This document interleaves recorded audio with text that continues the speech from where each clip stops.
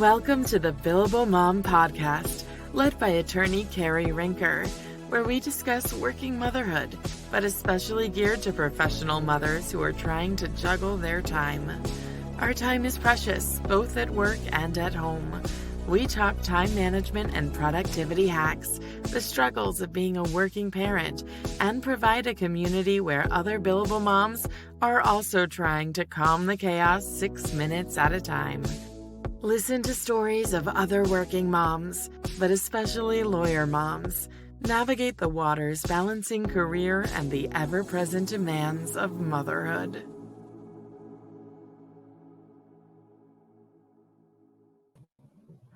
Hi, I'm Cari Rincker, and I'm the Billable Mom, and I'm recording today from my office in New York City. I am really excited about today's guest. We've got Ruth Wyman in the house, who's an attorney in Urbana, Illinois, and she is also my opposing counsel on several cases. So, Ruth, why don't you introduce yourself and tell us more about you for our listeners? Sure. Thanks for having me on the show. My name is Ruth Wyman. I have been practicing law for about 20 years. Went to the University of Illinois for my undergraduate career, then worked in town on various social advocacy organizations and political groups for several years, and then went to the U of I for law school as well. Started working for a local firm after that, and then started my own firm in 2011. And so have had my own firm since then. I'm a solo practitioner. I have a few staff people that really help run and make sure everything goes as smoothly as possible. I'm fluent in Spanish, and so represent a large number of the Spanish-speaking population. We have a large Mexican and Guatemalan population here in Champaign-Urbana. I practice mostly in Champaign County, and my office is across the street from the courthouse, which is very convenient. I also do some work in some of the neighboring counties: Ford County, Piatt County, Douglas County, Macon County. Let's see, I do mostly family law and criminal defense work. And I find that those two areas really help each other in understanding issues and being able to advocate for my clients, applying some of the rules and information that I understand about criminal defense work for family law cases, everything from the eavesdropping statute to orders of protection issues and no contact orders, and then vice versa, being able to apply family law issues to some of the criminal cases. So it's that. I have a daughter, she's 14, and so still navigating all of those issues as well. So, Ruth, you were part of an experience that I had that was somewhat traumatic for me as a new mother, because we actually had a trial together. And Ruth is a tough opposing counsel. If there's an objection to be made, she's making it. And it was actually a highly emotional case. I personally felt a lot of professional pressure with that case. It was set for an entire week. And I had to spend several weekends in anticipation of that trial preparing. And I had a 5-month-old at home. And so, Ruth, tell me a little bit about how you juggle trial work, because I know you do litigation, with being a mother. Some people say that being a mother and being an attorney are not a good combination because you have obligations with a child. But I think I think it actually is helpful, because being a parent, being a mother, you understand there's always other things you have to juggle. You've got to get your kid to daycare or to school, to their activities. You want to spend time with them when they're awake, but sometimes they'll take a nap, and sometimes they'll sleep late, and sometimes they'll get sick. And so what I learned early on is that you always have to build in extra time, and you always have to prepare. You can't wait till the last night to prepare. And actually, I think that makes us better attorneys and better prepared, because we're not waiting till the last minute like I did when I was an undergrad. And I'd say, oh, I have a paper due at 9 a.m. I can just start at 9 p.m. and make sure the paper and the research is done. Well, as a working mother, you can't do that, because if you wait till the last minute, your kid's going to start throwing up, going to get a fever, not going to want to sleep, that sort of thing. And so you build that in. And so it is, as you put it, working weekends before. You're not just working that weekend right before trial to get ready. it helps you think about the things and plan it and say, okay, well, I know I can't just work and prepare for trial the weekend before. So let's map out a plan. And what are we going to do? How are we going to prepare? And thinking about it that way, it also helps, I think, as you're thinking about how you're going to do this, to be able to delegate and say, okay, as an attorney, I need to be able to understand this or be able to think about what are the objections. But I can have a secretary prepare these documents. I can have someone else look at this. Or here are the smaller issues I need to look at. So if my kid goes to bed early, or if I get up in the middle of the night and can't sleep, well, I can look at this issue and try and resolve that. And so sort of check that off the list. It requires more planning, but I think it makes one more prepared because you're used to having these different things you've got to sort of take into account. So let's just say a trial is set 6 months out. Are you at that point then sort of planning your trial prep time at that juncture, or when are you actually like blocking that all out and planning for it? Ideally, you plan it 6 months out, or you plan it as soon as you find out, okay, what are we going to need? And you sort of go backward on that. Okay, so we know that for trial, we'll need the trial notebooks. And at trial, we'll need witnesses. What kind of witnesses are we going to need, and who are going to have? And so then as soon as you know who you're going to want, sometimes you have opinion witness disclosures that are due, but you want to think about that in advance. All right, who am I going to talk to? And then make sure that their dates are going to be okay for trial, that they'll be available. And so it's sort of thinking, putting an initial plan of here's what the map is going to look like, and then knowing that you're going to have to zoom in on those issues as they come up. It's also about, so you prepare as you think the trial is going to go in 6 months, and then as you start to look at things, so then do a fresh look a month later and say, okay, here's what we think the evidence is going to be. Do we have information from the other side or from the client that says, ooh, we should check out this issue? If you're doing a family law, if you're doing a divorce case, especially involving children, you want to think about, when you first find out, what are the issues going to be? So do you want to talk with school teachers, social workers, counselors, doctors? What sort of records are going to be important? You look at those, but you also think, oh, what's the other side? You ask the client, what's the other side going to say? And maybe you have an idea, but it might really surprise you. So do we need to get discovery out, requests for production of documents, subpoenas, interrogatories, and see what else is out there? And so that you can sort of check again in another month and check again, and then say, okay, who are our witnesses going to be? And do we know for sure they're going to appear? Or do we have a backup witness in case this person isn't going to be there? It's a lot of checking, double checking, and things to do. Ideally, you'd be able to make that time commitment to be able to review each month, and then making sure subpoenas go out, and you've got other documents, you're talking with witnesses. It's sort of like, setting the plan out, and then knowing you've got to double check things, or see if there has to be adjustments, every few weeks or every month. Yeah, so I personally have found calendaring and blocking things out is one thing, but actually adhering to it is another, right? Because like you wake up that day and then you've got a lot of unread emails, and like another emergency pops up, and it's very difficult for me to be like disciplined. Like, this is my trial prep day or my afternoon. So any tips and tricks about that specifically? Boy, I was going to ask you. It can be overwhelming, and so part of it is figuring out what the balance is going to be. Can other people do some of the work? Like I have a lot of clients, a lot of Spanish-speaking clients who just walk in because they don't know how to get a hold of me, or they don't, so for whatever reason, or people were at the courthouse and then wanted to stop by, and I'm in the middle of preparing for a hearing or that sort of thing. So I can't stop and just meet with people whenever they come. And so having assist someone else in the office to say, all right, she can't help you right now. You want to drop off the documents, she can take a look at it later, and then meet with you and set up times and try and schedule it. So it is trying to make those adjustments. And then anytime a court hearing gets canceled, using that to try and catch things up. But yeah, it's really hard. I haven't found a magic way to do it. So talk to me about your current routine right now and sort of how you're balancing work and life. It is constantly being adjusted to try to figure out the best way to handle it. I dropped my daughter off at school, and luckily I live close to the courthouse and close to my office. Her school is close.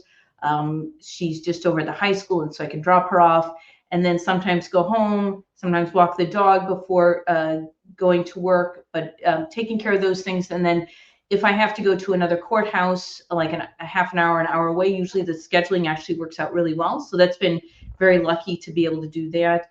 And then come into the office and sort of catch up or look at emails that have come in over the night, and look at any new things that have come up, but then get ready and get the files ready for court. Sometimes I have court starting at 8:45, sometimes not till 9. My practice, because it's both family law and criminal defense, primarily I'm in court every day, and often on multiple cases. So we'll have criminal pretrials at 9 a.m. So for example, this morning I had an 8:45 telephone conference with a judge in Douglas County on a Spanish-speaking traffic case, and then 9 o'clock I had a criminal misdemeanor pretrial for the interpreter call because he's Spanish-speaking, and then I had a 9:30 juvenile abuse and neglect case, 11 o'clock, and then I got a break, so I got to come back to the office, which was really nice. Had a client who needed something and came into the office, so I was able to take care of her. And then at 11 o'clock, I had child support. Actually, today was my Spanish speaking day, apparently. At 11 o'clock, I had child support and parenting time case again across the street. And 11:30, another child support issue with that same judge. And so the schedule is go back and forth to court, and I often bring my car just because either dropping off my daughter, picking her up, or having to go to one of the other courthouses. Once in a while, I don't have to worry about driving somewhere else, and so then I can just walk into work, I feel really lucky because I'm like a mile away from my office, and so I can do that and then just walk across the street to court. Usually, I end up eating lunch in the office, just something quick, and then can go through emails or meet with clients as I need to do that. And then if my daughter needs to be picked up after school, I'll pick her up, we'll go home.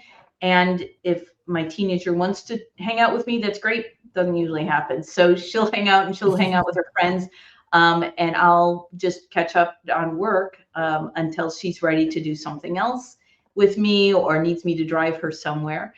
If she's going over to a friend's, I might drop her off at a friend's and then come back home. I try to go jogging a few times a week. And so sometimes, like today when it's so nice out, I'll probably, I know she told me she wants to go to her friend's house, so I'll drop her and her friend off and probably go home and go for a jog and then work until she wants to be picked up. So, yeah. So I'm really jealous actually about you making time to exercise. So, and I even have doctor's orders to like go exercise, and it's hard. There's only so many hours in a day. And I'm curious, I mean, have you always made your health a priority, or has this been something more recent in the last year or two? It's been more recent. I had a really bad back injury 5 years ago. And I had been running up to that point, but then couldn't run and could barely walk for quite some time. And that was really difficult. Gradually, I've gotten better, and so now can jog a few miles. Certainly nothing fast, but I find that it gives me more energy when I do it. I was doing it in the morning, just getting up an extra hour early, and that was really nice. Lately, I've been going to bed too late to be able to do that. So then when I get home in the afternoon, I'll try to go for a jog. I find that it's really helpful. I think even when I can't go for a run, just going for a walk is nice, and it gives me more energy to be able to do the other things.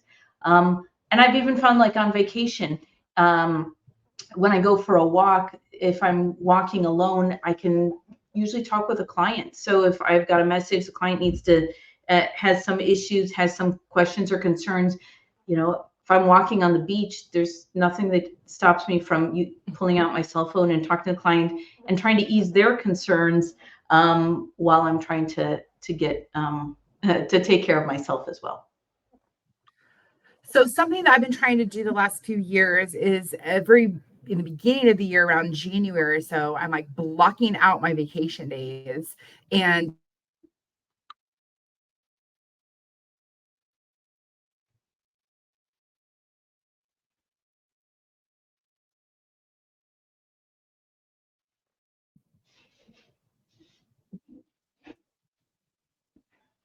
Sorry, I think it cut out, but I think doing vacations are and scheduling vacations are really important.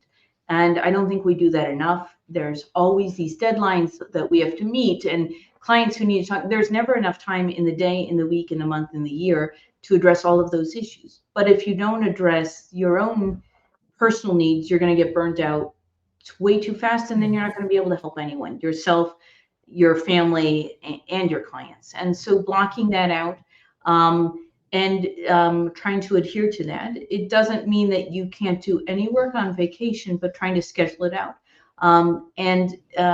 So it's doing that and saying, okay, for this week or these 2 weeks, I'm going to do it.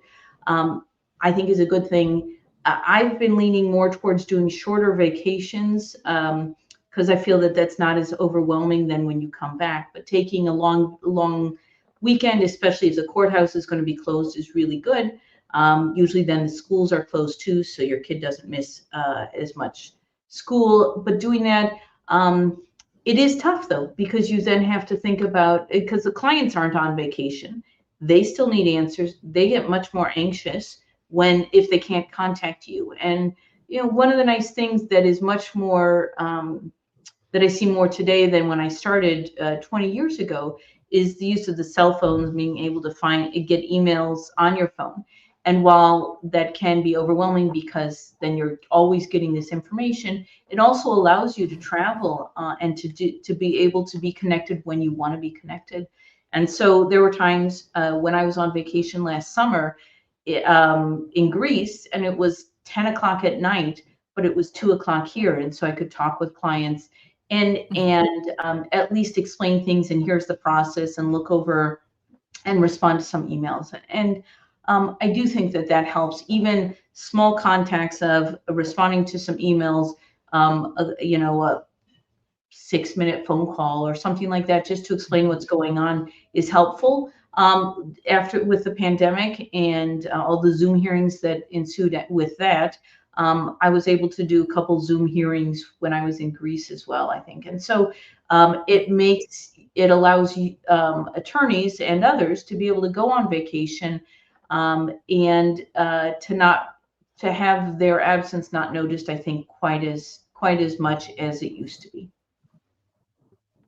So I have to admit, I just got a new cell phone, and for about 5 minutes, I was thinking about not putting my work email on it because I just don't want the anxiety when I'm out of the office. But alas, it is on my email now. So Ruth, tell me a little bit about where you were in life and law practice when you had an infant. Were you in private practice at that point in time? Yeah, so I was an associate with Robert Kirshner Law Office starting in 2004 after I graduated from the Wyman Law School. And my daughter was born in April of 2009. And so that was overwhelming. Luckily I had a lot of leeway from my boss. But it's things like packing the snack room with certain things that you're going to need, and then telling people in the office, you can't wear that perfume because I'm going to throw up if when you're pregnant, everything, you're sensitive on all those sorts of things. It meant bringing your pump to work and closing the door and just saying nobody can come in. I still remember the first summer, June 30th in Illinois is the deadline to have continuing legal education done. And I remember sitting at home and pumping like on June 29th and watching a CLE because I had to get the CLE done and still needed to take care of the other stuff. And so it's the first part of learning to balance things. And so that was tough. what I also noticed is when you have a baby, like the money just, you spend money on everything, and so you lose money. So I had scheduled to only take a month off for maternity leave, but I think even if I had scheduled more time, I don't think I could have afforded it. Like there was, with all the money was flying out for, I guess, diapers and I don't know what else, but it's really hard. And having all the family support you can, and all the friends and others who have had similar experiences and know what you're going through, to be able to bring in a meal, and to wash the dishes, and to wash clothes, and just to sit there in case the baby wakes up, so that you can sleep. I think all of that's so important, because it's overwhelming, and you can try and prepare all you want, but there's stuff you just have no idea how to prepare for until it hits you. So another point in your career, you were actually opening up your law practice with a child at home. And that's a whole other challenge, right? You mean, you don't open your door and then have a line full of clients. And so do you want to talk a little bit about how you navigated that challenge? Sure. And it was so much easier than I think other people have had. I was so fortunate because when I started, I already had several clients. On April 17, 2011, my boss passed away suddenly. And that left me with not knowing what to do. And because my plan had been, I'll just work for him for the rest of my life. And he'll retire. He was 16 years older than 16 years older than me. And so I figured he'd just need to work a little longer than retirement, and I'd just work, and then we'd close the office together when I was 65 or something like that. I don't know. But it's not something I had counted on or thought about at all. And then all of a sudden, you got to do something. And so there, at that time, I was really just doing family law and hadn't done much criminal defense work. And so there were about 20 cases that I had been working on. And so we asked clients, do you want to continue with me or go somewhere else? And I think all of them, or most of them, said, sure, we'll stay with Ruth. And so I looked at and found a great office space to open my own little practice in sort of just a one room and a little entryway area at the Independent Media Center in downtown Urbana, across the street from the courthouse. It was walking distance from my home. And I had understood enough of what needs to happen. I was able to type my own letters, get the computer ready, knew the computer systems administrator who had helped in the old office, knew the tax people who had helped at the old office. And so was able to use those connections to be able to really start up the office. And I only had 20 clients, which looking back, boy, I wish I only had 20 clients sometimes, because I think I've got about 250, 300 clients. So it was a good way to just start, and not a lot of expenses, because I had a tiny office, I think $550 a month rent. And so just had to work on those things and taking care of those clients, which was a nice way to just start off small and sort of take care of things little by little, but as the clients needed it. There was a lot of goodwill that I had in the community because my boss had been so well loved. And so that was the kind of support from the community was really helpful. I came to school here in 1995, 1991, graduated in 95. And so it was really nice that people knew me from other organizations. I had been president of the local NOW chapter, knew people from ACLU. More recently, I was on the board and president of the board of the Urbana Free Library Foundation. And so had been active in the community and continued to be active, especially in Democratic politics. And so people knew my name or knew, that I was starting my own practice, and helped that way as well. Yeah. So in 2020, when COVID hit, you were actually running for office. You were running for judge in the middle of all of that while juggling your law practice and being a mother. So tell us how you navigated that. So that's tough. It's like having an extra full-time job you've got to do. There's some combination that's helpful.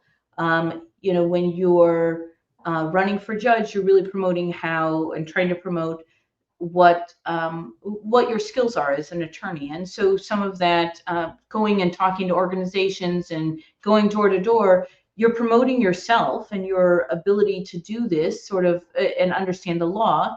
And so that's sort of, I guess, the advertising as well that one might do as an attorney. And so those certainly went hand in hand. The amount of time talking with organizations, going to events, that was a lot, and especially in the evenings. And so that takes away family time.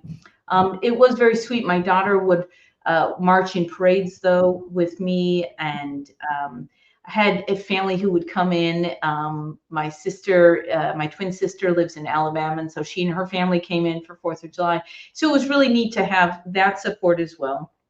And then my daughter even made some signs. I still have those signs at home of Ruth Wyman for circuit judge and things like that. So it's extra work for sure, but it's a nice way to come together and to do some fun things while you're also practicing law. All right, we're going to take a quick break and hear from our sponsor, then come back and talk about client emergencies. This episode of the Billable Mom podcast is brought to you by Rincker Law PLLC, focusing in food, farm, and family. When I'm not a mother juggling 2 littles at home, I am the principal attorney of this nationally recognized law practice, where we believe that strong communities have both strong families and a food, fiber, and agriculture system. At Rincker Law, not only do we do family and matrimonial law, but we work with entrepreneurs and agriculture producers on business, estate, and succession planning. We are a client-focused, results-driven law practice. At Rincker Law, we also support other billable moms, not only in the workplace, but also with clients, helping them live their dreams, both in business and at home. For more information, visit us at www.rinkerlaw.com. Cari Rincker, food, farm, and family. So, Ruth, something that I personally am struggling a lot with is client control and dealing with perceived, not actual, but perceived client emergencies. So tell me a little bit about how you handle that. So that's tough to deal with, and it's, I think, hard to put client controls on because clients think everything is an emergency, and for them it is. And there's a couple different ways to handle it. I think one of the things that I've realized is when you talk with a client and meet with them, explaining what the process is for court, for their family law case or for their criminal case. So, because I think there's a lot of anxiety in not understanding what's going to happen next or how things happen. And taking the time at the beginning of a case when they first hire you, and then throughout reminding them, here's how the process works. So when someone says, this is an emergency, I have to go to court, tomorrow. Like, well, tomorrow's Saturday, so we're not going to court tomorrow. And in Champaign County, in the 6th Judicial Circuit, you have to have 14 days notice. So we can work on a petition, we can file that, we can set a hearing, but that doesn't mean we get it in 14 days because the judge also has to have time for this. And here's some other things we can do, and we can talk with the other side, we can try and do these. And so part of it is letting them know in advance what the process is or how this works, like in a divorce. Okay, you're not getting divorced tomorrow unless the other side agrees, but here's what we'll need to do, and here's the issues we'll need to talk about. But it's also sort of understanding what the clients need to sort of calm their nerves so that they get these things, so that they understand and so that they aren't so anxious. And when they aren't anxious, then they're not going to make you anxious. So it goes hand in hand. I give my cell phone out, my personal cell phone out to most of, I think to my clients, and certainly to Spanish-speaking clients. And so I do get calls sometimes on Friday nights, Saturday nights, anytime. And I will try to address those or say, if I can't take the call, can you text me? Or can I call you back tomorrow? Can I call you back in an hour? Just so we can address that anxiety, especially, sometimes during the day. I'm in court all day, so I can't handle it, but I can handle something. If they text me, I can text back when there's a break, or I can call them back during the lunch hour, that sort of thing. But it's a client control, but it's also trying to explain things so that they understand it. For example, I had a client who came to me after being at a different attorney, and I said, well, so we've got a status hearing, and she explained, she can't keep taking time off of work. And I said, well, it's a status hearing. Do you understand what status hearing was? It turned out that her other attorney had never explained it to her. She didn't understand it. She doesn't have to take time off for a status hearing. And so it's one of those reminders of the law is a completely different world for most people. Even those who have PhDs and all MDs and all of that stuff, it's still a different world. And so explaining it, and I try to do that even with emails and calls of like, status hearing is just to give the judge status of the case. No evidence will be heard. We'll tell the judge, this is what we need, this is how much time we need, and we go forward that way. And I think that preparing the client and explaining, here's how the process works, here's what it's going to take, and making those adjustments, I think, is important. Ruth, I want to thank you very much for coming here today. And before we wrap up, can you tell our listeners how you can be contacted? Oh, sure.